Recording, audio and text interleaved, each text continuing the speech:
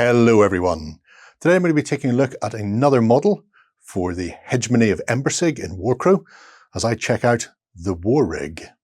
Big old monstrosity, ready to stomp on anybody who's getting in the Hegemony's way. Okay, inside the box you get base and card. We'll look at those in more detail in a little bit. And 1, 2, 3 bags of resin. So I won't go through bag by bag, but no build guide.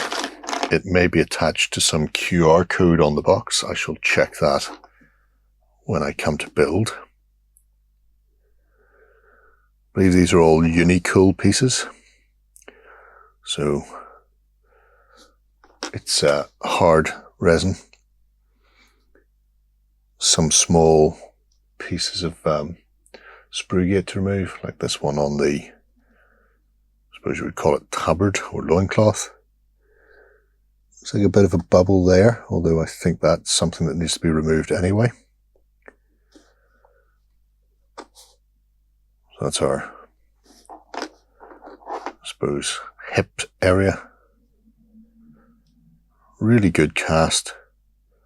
I can't see any misalignment, bit of flashing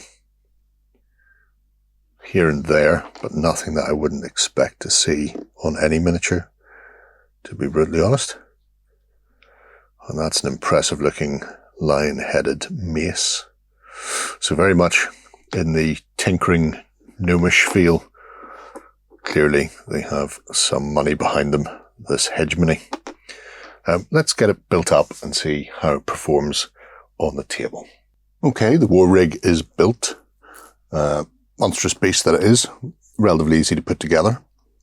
There was just that one little bubble you can just see there at the top of the knee. I say top of the knee, to the base of the thigh armour.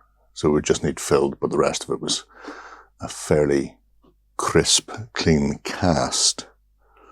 I will say, I was unaware of this. I've seen a lot of the pictures, and I've always seen the pilot at the back at the gunner, but it wasn't until I built it that I realised that there's actually two. So you've got a pilot and a gunner in there behind the front plate armour. They actually have dual controls, I suppose you would call them. So overall, the figure is it's an absolute gorgeous piece of work. Some really fine detail on it. See things like on the hammerhead itself with that snarling tiger or lion. And then all this very crisp raised knot work on the armour, as well as the big symbols up top. I suppose the Embersig, I think it's a phoenix, possibly an eagle. But yeah, no major issues with the build. A little bit of cleanup to do here and there, and then that filling needs to be done. Size-wise, it is 600mm to the top of the gun on the shoulder, and around about 550 to the back of the chair. So it's a beefy construct. I pop it there for a moment. Bring in the card. So relatively slow, as you might imagine. 2-2 move. Does have a charge of 8 though. 8 wounds and a nice hefty orange for the willpower.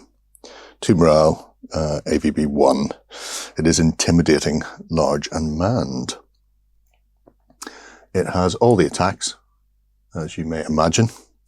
So we're looking at a red, 2 orange, a success, and a green for its melee.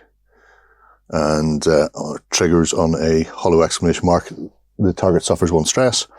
And on a hollow star, you add 2 successes to your roll. So it can very quickly pile on a load of damage. Defensively, green, blue, black, and a successful shield. And on a hollow shield, your attacker suffers 1 stress. So if it doesn't wipe things out, it will definitely stress them to death. It has a flame spitter, where it can target an enemy within 8 strides with a red-yellow ranged. And then you also add 1 orange to the attack roll for each troop in the target unit. So splash damage, it's better against bigger units.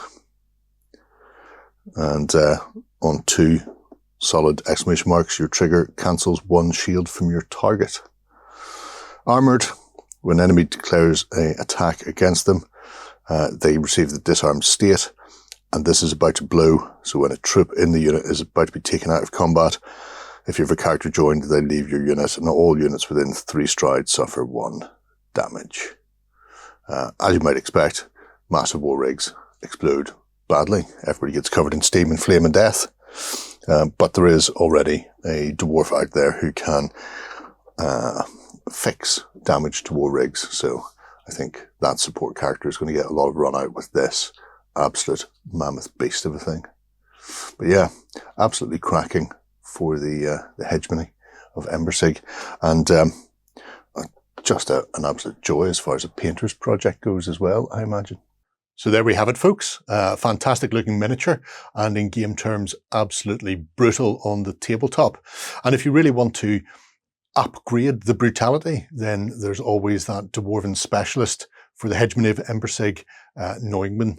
So if you bring Ansero for your force, she can be attached to the war rig. It will increase its move, it will increase its attacks, and she can also do some damage repair as well, keeping it on the battlefield for a bit longer and helping you destroy your foes. Let me know what you think below. Until next time, bye-bye. Go ahead and check out our other content on screen now. And while you're at it, why not hit subscribe and remember to ding our dong. Go on, you know you want to click it. Go on.